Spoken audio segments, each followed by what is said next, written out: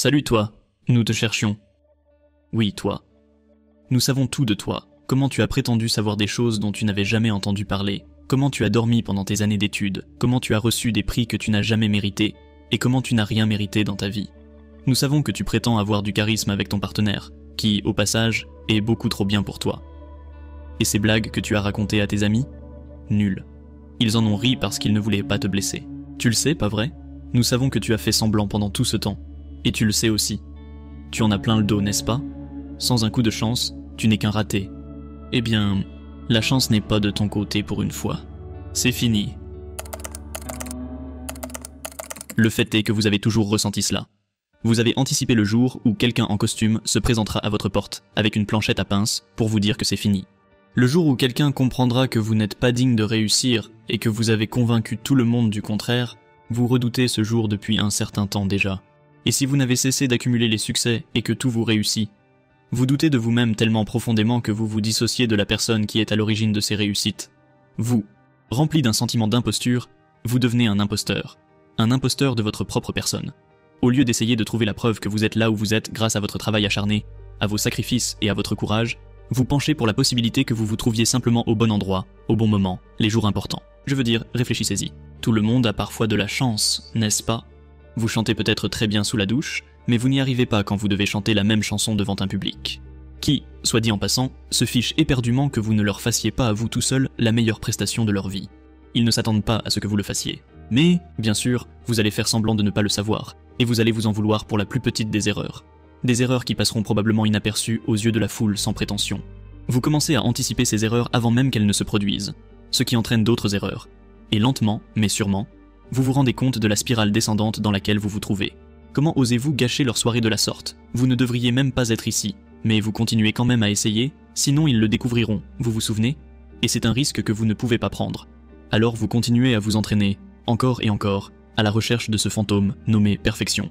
Et, en les rares occasions où vous arrivez à l'atteindre, la joie de l'avoir enfin rattrapé est suivie de peu par la prise de conscience que cette tentative brisée de perfection n'est qu'un autre rappel flagrant de votre inadéquation. Après tout, ce n'était pas la perfection facile, n'est-ce pas ? Il s'agissait d'un rendu irrégulier, chaotique et rugueux. Vous n'avez jamais eu la facilité du vrai génie, vous avez simplement simulé son effet, comme vous l'avez toujours fait. Et tout le monde s'empressera de vous féliciter pour cela. Mais en vrai, ce n'est pas la victoire que vous vouliez, n'est-ce pas ? Si vous étiez vraiment intelligent, tout devrait venir rapidement et facilement, non ? Vous savez bien que ce n'est pas le cas. Mais vous aimez prétendre que c'est le cas, pas vrai ? Vous ne pouvez pas continuer comme ça très longtemps. Si vous étiez vraiment intelligent, vous feriez tout vous-même. Pourquoi laisser quelqu'un d'autre s'en occuper ? Qui êtes-vous et quelle est votre valeur ? Alors que vous tentez désespérément de dissimuler votre manque d'intelligence, vous parvenez à recevoir des compliments. Des compliments auxquels vous n'étiez absolument pas préparé et qui, au fond, vous mettent si mal à l'aise que vous préférez vous accrocher au sentiment amer mais rassurant de l'échec. Comment peuvent-ils penser que c'était bien ? Vous dites-vous. Pendant un bref instant, cependant, vous envisagez tout de même l'alternative. Peut-être qu'ils avaient raison. Peut-être, juste peut-être, vous commencez à penser que je ne suis pas si mauvais après tout. En trouvant un certain réconfort dans leurs remarques, même si elles vous paraissent invraisemblables, vous vous rappelez le numéro d'équilibriste entre l'arrogance et l'humilité, un numéro que vous avez pratiqué toute votre vie. Il doit être difficile de penser que l'on est à la fois meilleur que tout le monde et la personne la moins douée de la planète. Au milieu de tout cela, vous vous retrouvez déchiré entre un doute paralysant et un sentiment de confiance inhabituel. Vous décidez alors d'opter pour la facilité et d'attribuer les bonnes choses à la chance. Encore une fois. Après tout, c'est ce qu'on vous a appris, n'est-ce pas ? L'humilité dans la victoire, la grâce dans la défaite. Ne jamais s'attribuer le mérite de quoi que ce soit et laisser les autres parler. Eh bien, les voilà. Ils parlent de vous. Pourquoi, alors, leurs compliments vous semblent-ils si impuissants et indus ? Où est cette confiance en soi que tout le monde dit que vous devriez avoir ? Que voit-il en vous que vous ne voyez pas en vous-même ? Peut-être avez-vous pris de mauvaises habitudes. De toute façon, vous passez votre temps sur Internet, n'est-ce pas ? Et si les médias sociaux peuvent exacerber le problème, ils ont aussi ouvert une voie pour le résoudre. L'une des raisons pour lesquelles le syndrome de l'imposteur est si dévastateur est que vous vous sentez enfermé et seul. Vous avez l'impression d'être le seul à ressentir cela. Mais ce n'est manifestement pas le cas. Il semblerait que 70% des personnes souffrent du syndrome de l'imposteur. Personnellement, je suis prêt à parier que ce chiffre est plus élevé. Si Tom Hanks, dont le palmarès n'est plus approuvé, peut se sentir comme un imposteur, vous le pouvez aussi. Si Jennifer Lopez, qui a vendu plus de 70 millions d'exemplaires de ses chansons, peut se sentir nulle, vous aussi. Si Emma Watson peut captiver les écrans de cinéma depuis son enfance, jouer dans l'une des franchises les plus emblématiques de tous les temps, et continuer à penser qu'elle doit faire ses preuves, vous le pouvez aussi. Can I ask you something? Yeah.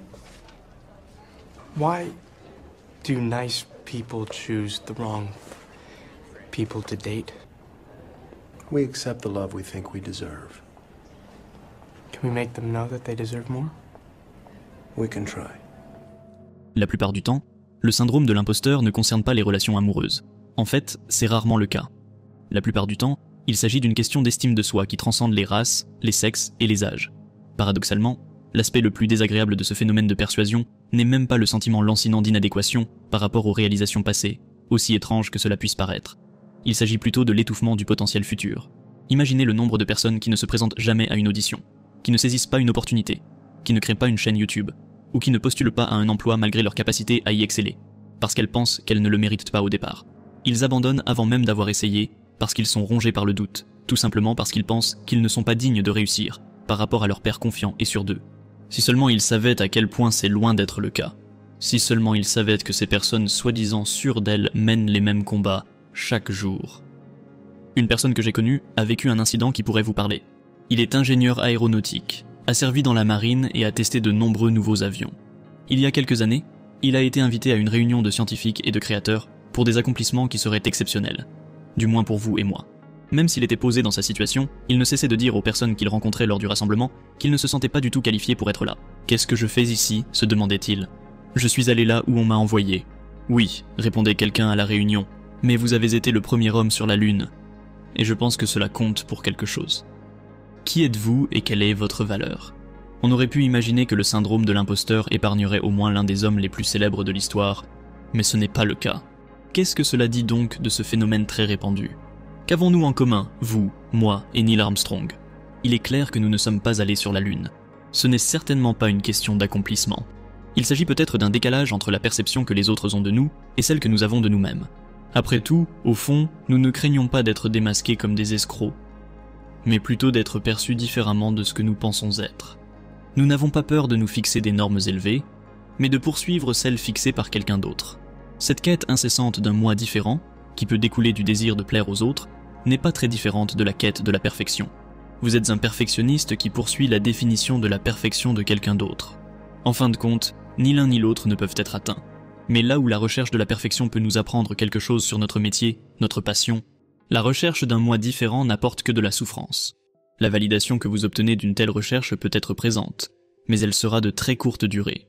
En fin de compte, vous ne serez jamais à la hauteur de cet idéal. Avec les médias sociaux, l'idée de qui vous êtes et comment vous êtes perçu n'a jamais été aussi conflictuelle. Non seulement l'inspiration à créer de fausses versions de chacun est plus forte que jamais, mais nous quantifions également la valeur de chacun en fonction des likes, des partages et des vues. Et je comprends, c'est cool. Mais comment cela aurait-il pu aboutir à autre chose qu'à une endémie d'amour-propre ? Vous savez, c'est drôle. On nous a demandé de porter des masques pendant des mois. En réalité, la plupart des gens en portent un depuis toujours, en secret. En fin de compte, il s'agit de répondre à une question simple. Qui êtes-vous ? Et quelle est votre valeur ? Le syndrome de l'imposteur est un problème majeur. Il affecte de nombreuses personnes, et vous l'avez sûrement compris maintenant, c'est aussi mon cas. Si vous avez eu l'impression que cette vidéo vous visait, c'est que vous êtes peut-être concerné vous aussi. Il y a de fortes chances que vous en sachiez beaucoup, beaucoup plus que vous ne le pensez, et que vous puissiez même voir ces tendances chez vos amis et votre famille. Les personnes touchées par le syndrome de l'imposteur peuvent ressentir une multitude d'effets.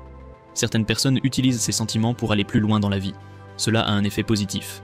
Mais pour d'autres, cela peut être écrasant. Il est important d'être conscient des sentiments associés au syndrome de l'imposteur, car aujourd'hui plus que jamais, ils commencent à s'insinuer dans notre vie quotidienne. La pression exercée pour exceller dans les situations les plus difficiles et les plus éprouvantes peut réellement dégrader votre énergie mentale. Plus on réussit et plus on monte dans la société, ou dans son entreprise, ou dans son groupe d'amis, plus on se sent stressé. C'est une chose dont je me suis rendu compte récemment.